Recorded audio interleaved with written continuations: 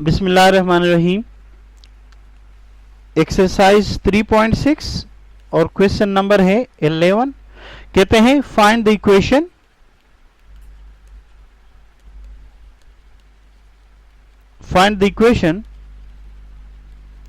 whose roots are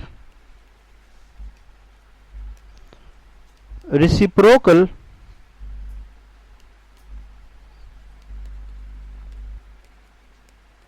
of the roots of x square minus 6x plus 8 equals to 0।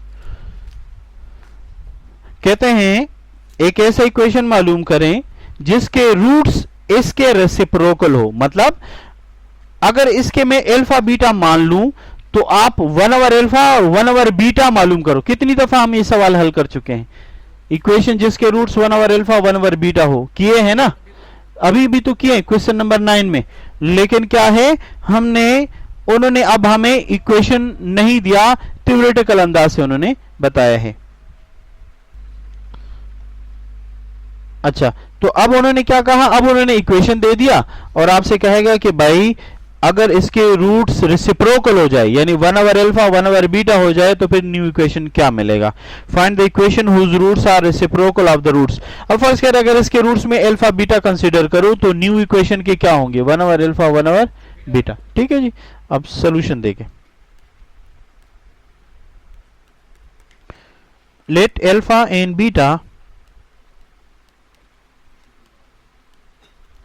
are the roots of this equation.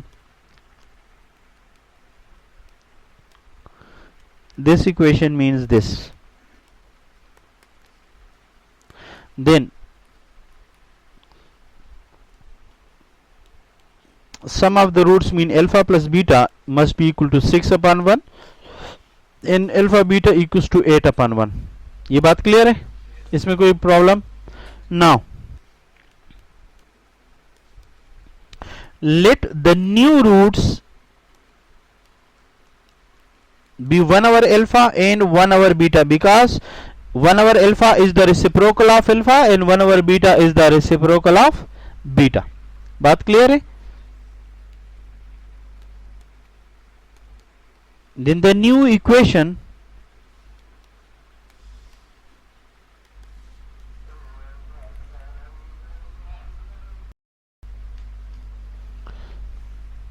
so the new equation will be x square minus 1 over alpha plus 1 over beta into x plus 1 over alpha into 1 over beta equals to 0।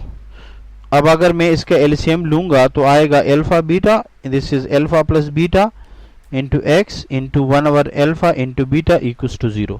बात clear है क्या नहीं।